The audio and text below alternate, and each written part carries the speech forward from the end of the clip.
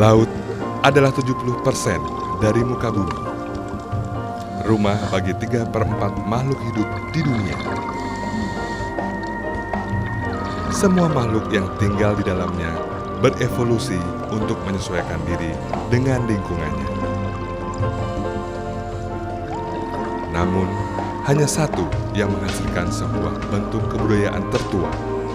Kebudayaan yang dibangun di tengah ganasnya alam.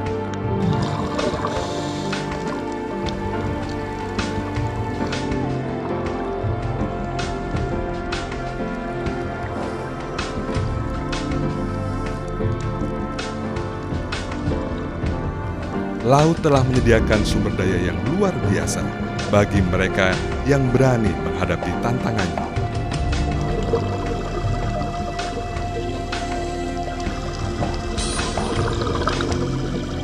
Namun, bagaimana manusia bisa mengembangkan sebuah bentuk kebudayaan di dalam birunya lautan?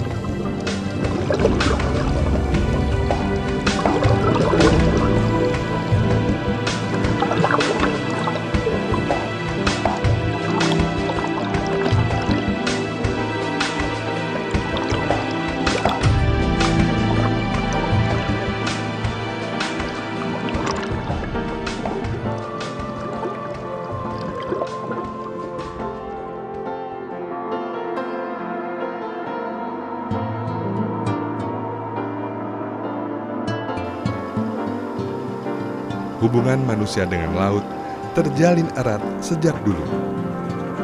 Karena laut menyediakan apa yang manusia butuhkan, makanan.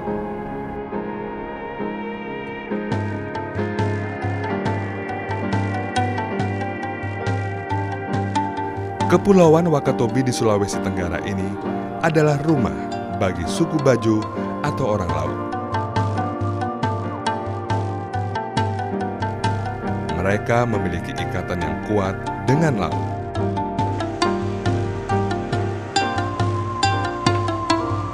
Kalo adalah bagian dari suku orang laut yang menetap di Wakatobi. Sebagai perempuan suku orang laut, di sela-sela mengerjakan urusan rumah, Kalo menyibukkan diri dengan sirih dan kapurnya.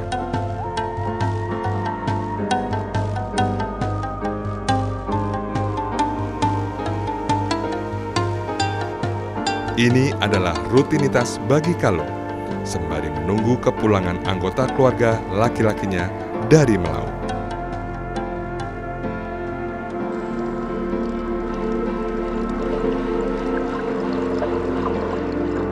Jauh dari rumah, di tengah lautan, anak dan suaminya sedang menjalankan tugas mereka selayaknya lelaki dalam keluarga suku orang laut, mencari makanan. Bagi mereka, laut adalah segalanya, karena laut dapat memberi hampir semua yang mereka butuhkan.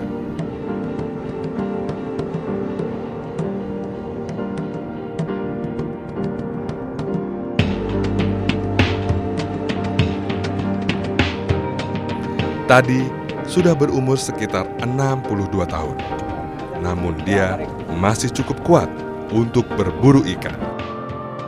Daya dahulu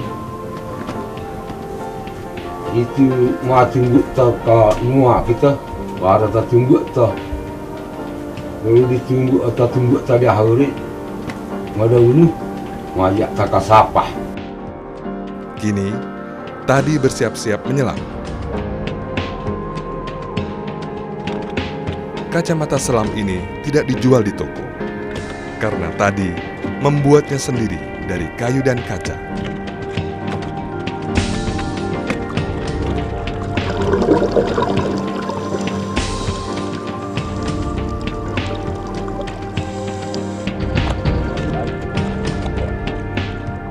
Tadi terus mencari tempat yang tepat untuknya berburu. Ketika sudah menemukan tempat yang tepat, dia mulai bersiap dengan senjata panahnya.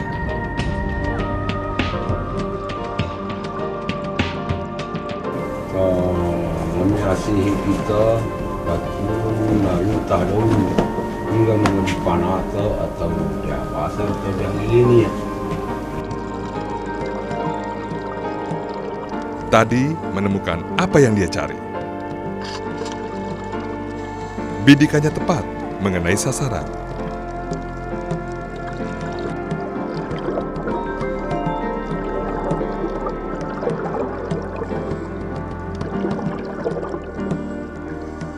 Tadi menggigit hasil buruannya dan memastikan bahwa ikan itu sudah mati.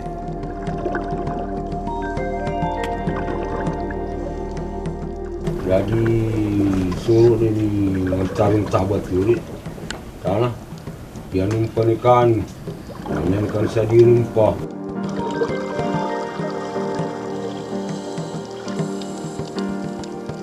Terumbu karang di tempat ini adalah rumah bagi banyak ikan.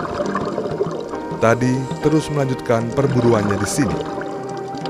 Namun, terumbu karang juga rumah bagi makhluk yang berbahaya. Ular laut ini memiliki bisa yang sangat mematikan. Kekuatan racunnya bahkan mencapai 5 kali bisa ular darat. Tadi tahu benar akan bahaya ini. Mari kita lawan aku menuju kariu dua tah jadi ando.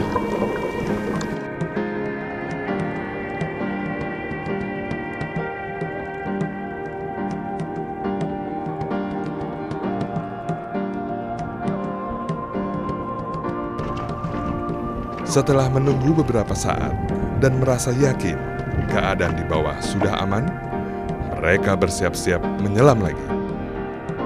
Kini giliran anaknya untuk menyelam.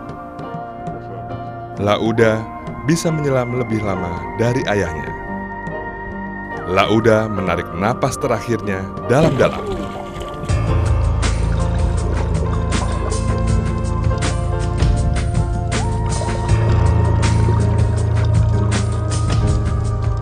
Ia menyelam sampai kedalaman sekitar 10 meter.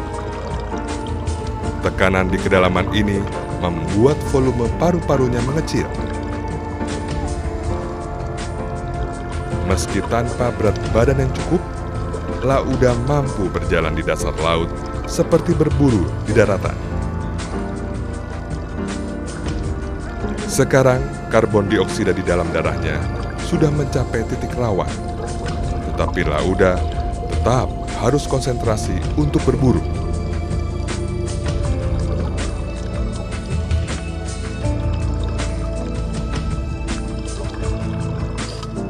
Sudah hampir 1 menit. Lauda membidik ikan sasarannya.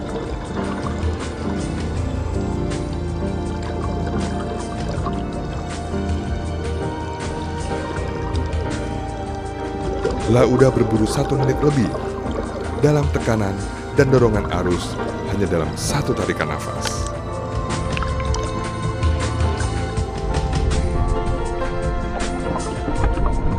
Lauda sebenarnya mampu menahan nafas di dalam air sampai sekitar 3 menit. Namun kali ini ia mendapatkan buruannya lebih cepat. Tadi dan Lauda memiliki kemampuan berburu yang hebat di dalam air. Seperti kebanyakan suku orang laut, mereka mampu beradaptasi lebih dari manusia lainnya terhadap lingkungan laut. Untuk mencari tahu bagaimana mereka mengembangkan kemampuannya di laut, kita akan mencari tahu jawabannya di tempat tadi dan Lauda tinggal.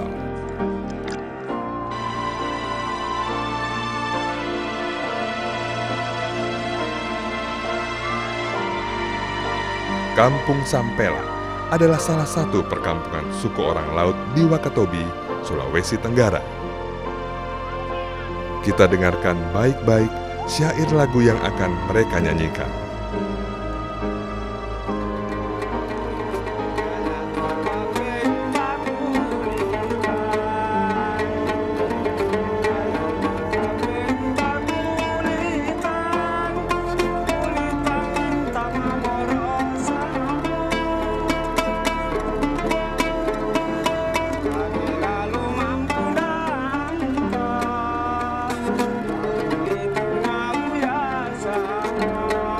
Mendengar saja tidak cukup.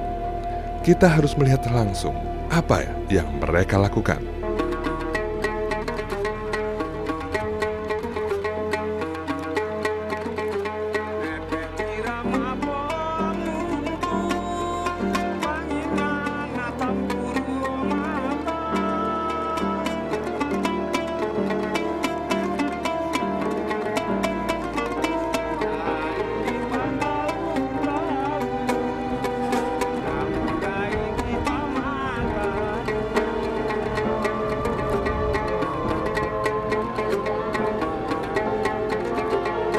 Istri tadi dan ibu Lauda, yaitu Kalo, adalah Sandro bayi.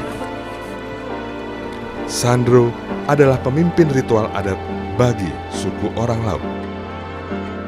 Tugas Kalo adalah memimpin ritual adat bagi bayi yang baru lahir. Semua bayi orang laut yang sudah berumur 3 hari akan melalui prosesi ritual ini.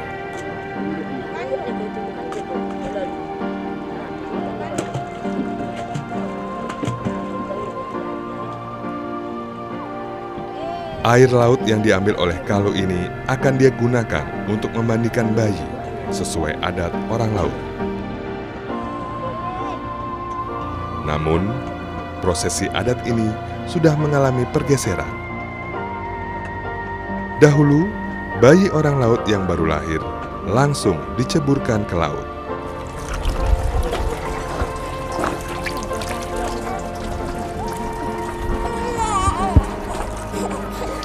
Sebagai seorang Sandro, Kalo melafalkan mantra rahasia untuk si bayi.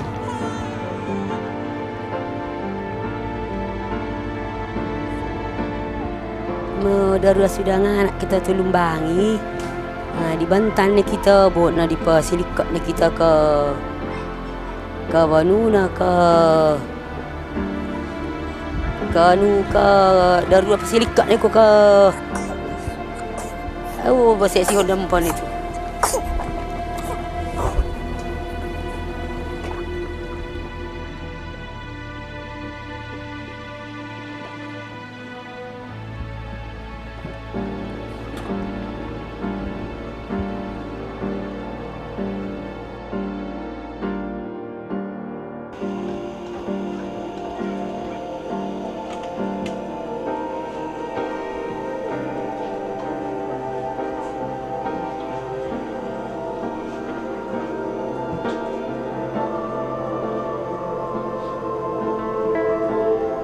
Prosesi ini belum selesai. Malam harinya, ritual dilanjutkan di rumah keluarga bayi.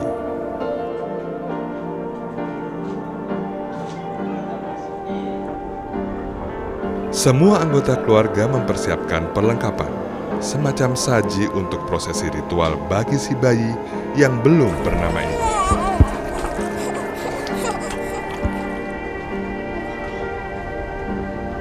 Ketika semua perlengkapan sudah siap, maka si bayi dan ibunya pun dipanggil untuk melanjutkan prosesi ritual ini.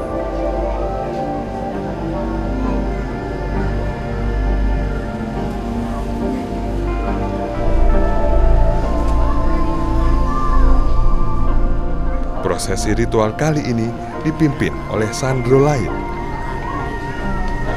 yang juga membacakan semacam mantra-mantra rahasia.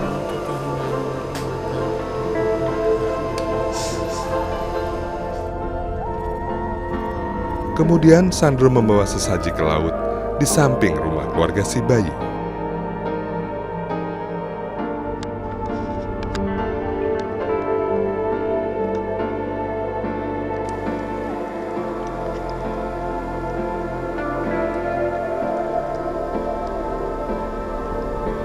Setelah membaca mantra-mantra, satu persatu sesaji dilarung ke laut.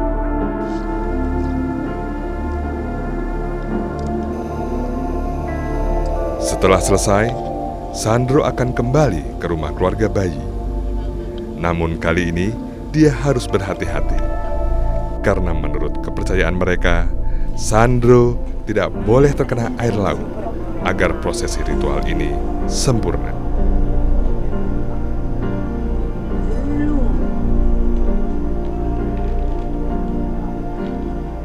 Tahap akhir prosesi ritual ini dilakukan di rumah keluarga si bayi. Keseluruhan prosesi ritual ini disebut kakak. Maluntuk nih ya, maluntuk nih panas nih.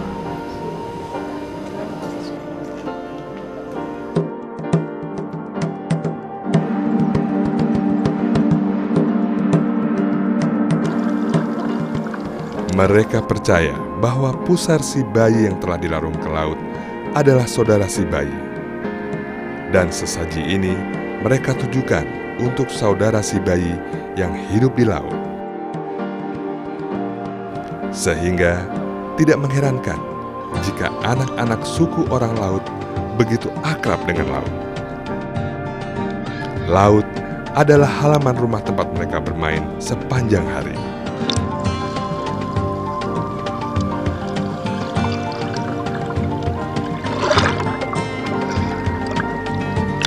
Panca indera mereka menjadi terbiasa dengan lingkungan laut. Mereka bahkan biasa tertawa ceria di dalam air laut.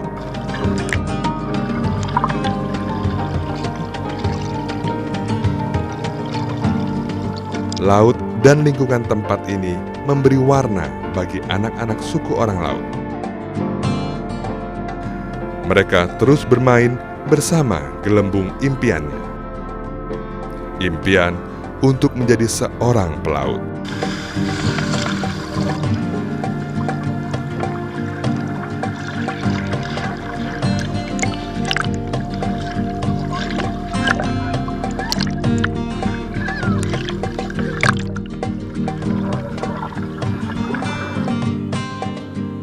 Mereka berlari mengejar cita-cita, mengubah permainan menjadi kenyataan.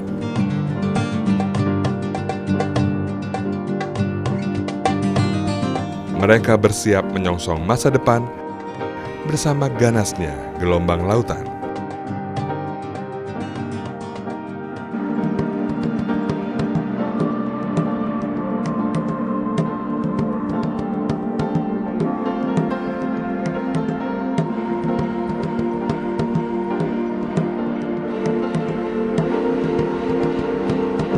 Hampir semua laki-laki dalam suku orang laut adalah nelayan. Mereka membangun rumah di karang-karang dangkal di tengah lautan.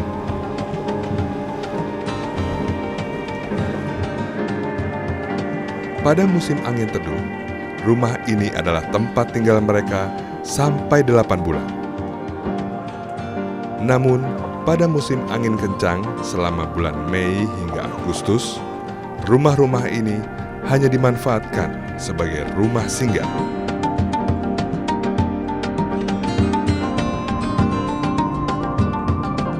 Lamun patidurang lebih sindah kami tidur rumah. Karena rumah angge kami jarini.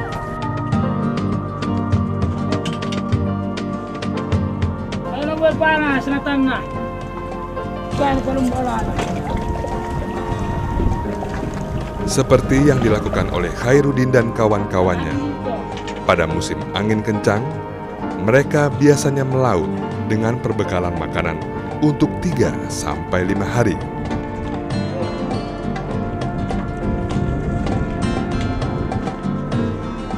Sebagian ikan tangkapan mereka masak untuk makan. Bumbu makanan mereka sederhana saja, air laut.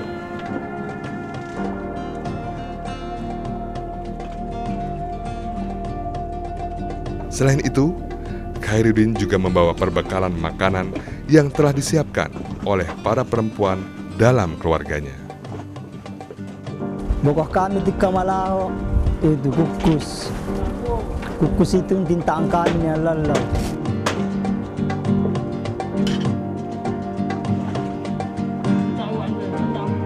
Ngayong.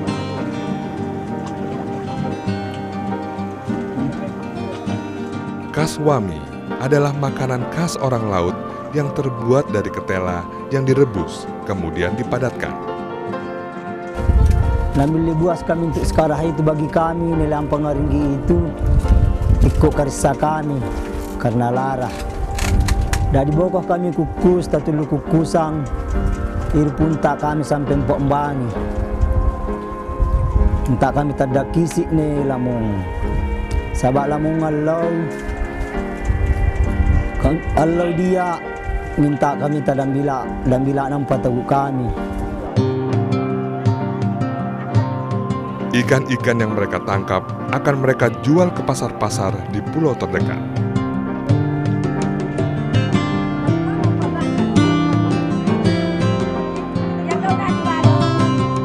Seperti pasar di Pulau Kaledupa ini, beragam jenis ikan ditawarkan di sini.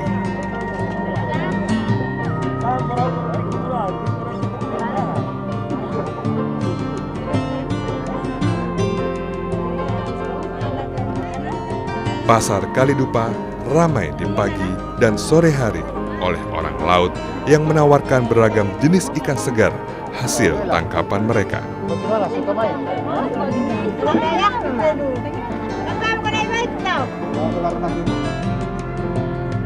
Dan yang paling terkenal di Wakatobi adalah ikan tuna semacam ini. Wakatobi adalah penghasil tuna dengan kualitas terbaik. Berapapun jumlah tangkapan mereka, selalu diserap oleh pasar.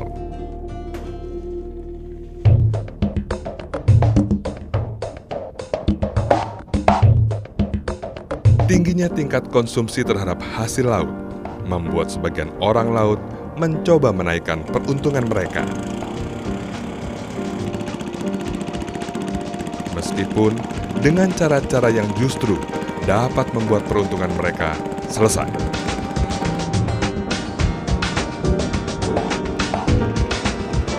Bei terbiasa menggunakan kompresor usang ini untuk membantunya menyelam. Dia bersama 6 orang temannya akan menyelam di perairan ini untuk mencari lobster.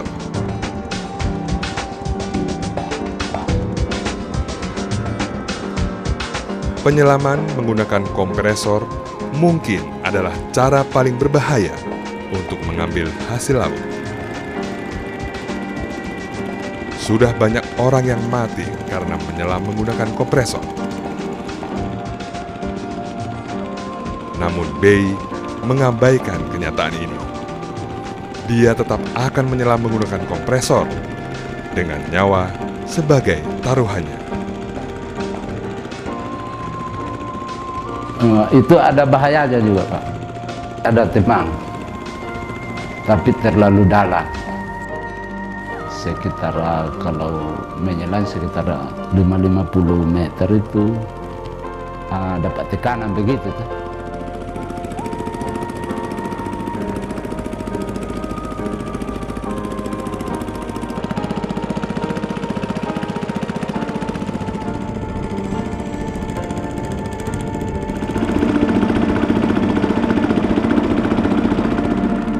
Kompresor usang ini akan mengalirkan udara melalui selang-selang, sehingga mereka bisa menyelam dalam waktu lama.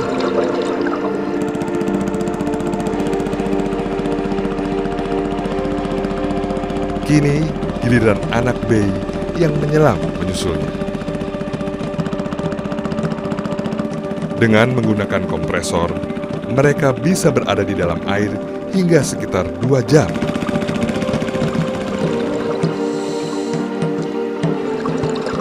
Tak lain karena mereka harus mencari lobster di lubang-lubang yang berada di karang.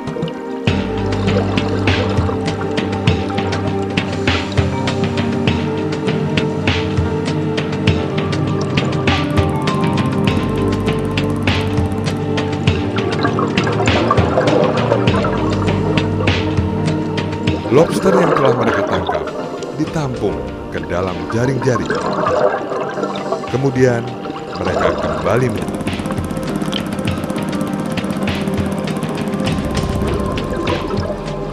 Mereka menyelam sampai kedalaman hampir 20 meter. Dan nyawa mereka hanya bergantung pada selang berdiameter sekitar 2 cm ini.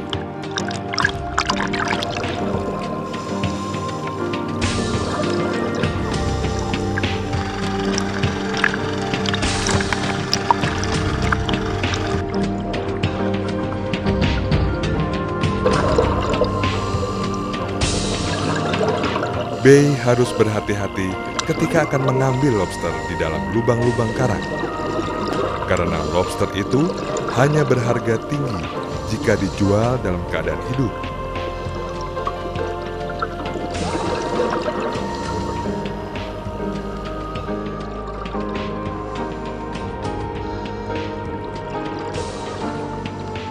Jenis dan ukurannya pun sudah dibatasi karena ketersediaan lobster di perairan ini sudah mulai berkurang. Lobster ini berharga sekitar Rp200.000 per kilogram. Harga yang mereka dapatkan dengan risiko cacat bahkan kematian. Karena menyelam di tempat yang dalam dengan waktu lama, kemudian naik ke permukaan dengan sangat cepat, dapat mengakibatkan pecahnya pembuluh darah. Bisa juga kita ke bawah satu-satu kali, kecuali jangan terlalu lama juga di ke bawah itu, harus naik. Begitu kita punya cara. Makanya selama saya pakai kompresor ini, belum saya pernah dapat apa-apa atau ujian apa-apa. Beberapa orang laut bahkan menggunakan bom untuk mencari ikan. Seperti kesaksian seseorang di sebuah perkampungan orang laut di Wakatobi tentang bom ikan.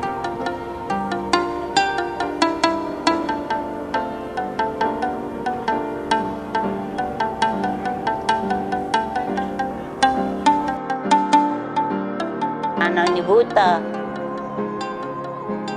Ini kaca-kaca masih ada. Ini semua di badan ini. Waktu itu sudah ambil orang punya uang, mau bongkar itu barang. Nah, begitu terus meledak. Darah itu meleleh terus. Jadi tidak lama polisi dengan kepala kampungnya apa semua sudah banyak.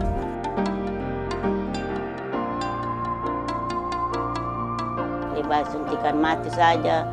Terus itu dokter dia bilang jangan, kita berdosa.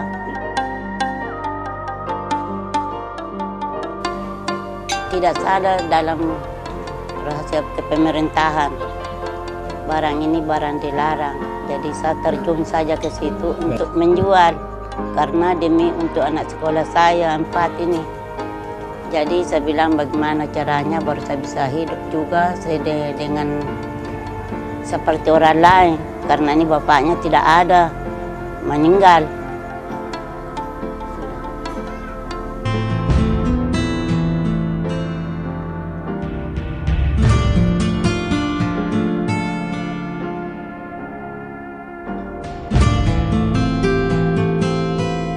Cara hidup sebagian besar suku Bajo di Wakatobi sudah mengalami banyak pergeseran.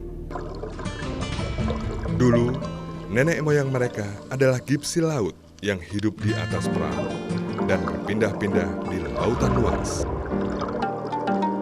Aku sampai tua nih, masih nampak tua aku.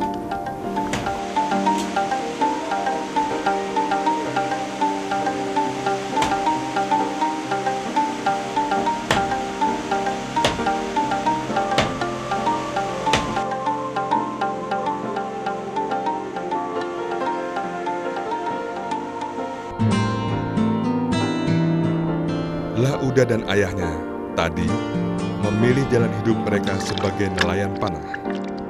Mereka berburu ikan sejak dini hari hingga siang hari di karang-karang tidak jauh dari rumah mereka di kampung Sampela. Dan mereka hanya berburu ikan secukupnya saja.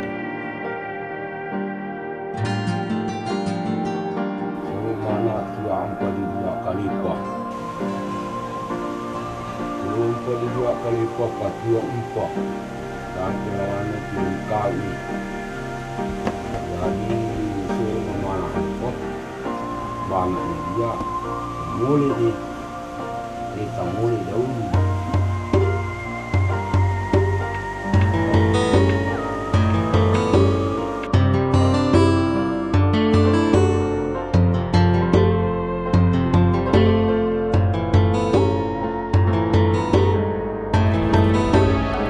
Tugas laki-laki dalam suku orang laut adalah melaut dan mencari makan.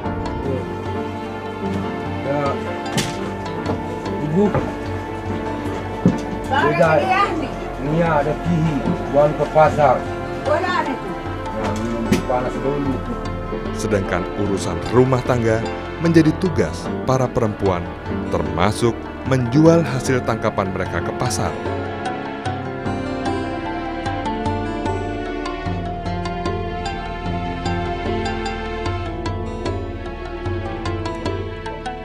Suku orang laut di Kepulauan Wakatobi membangun rumah-rumah panggung mereka di atas karang yang dangkal.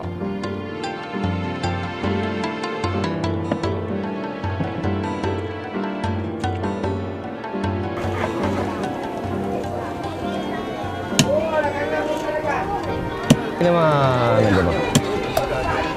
Enggak kak, bukan sini. Nah ini zaman ini kak.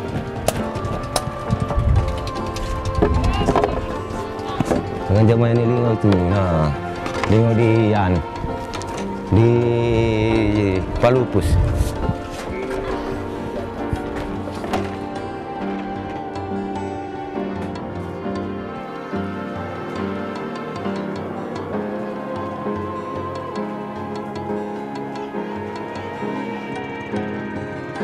Seiring bertambahnya jumlah populasi, mereka membentuk perkampungan di tengah laut sejak sekitar tahun 1960-an.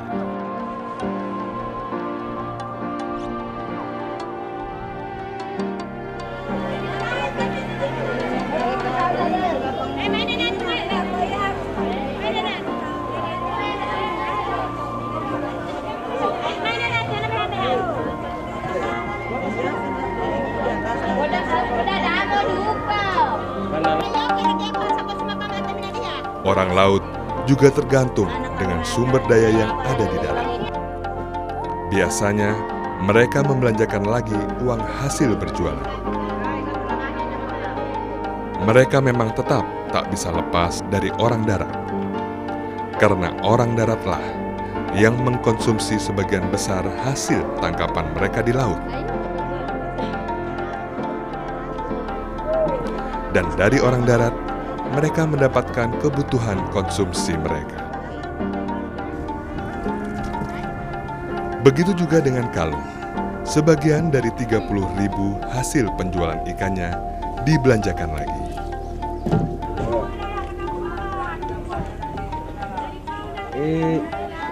Gerimang kucing gini tu kami. Sian bu dah kalparan ni. Dua.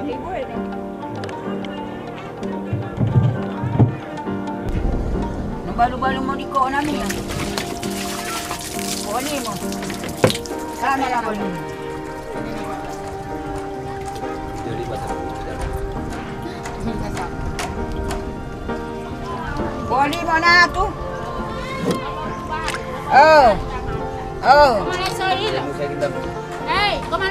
Selain air tawar, Kalung juga tidak lupa membeli sirih yang akan menemani kesehariannya.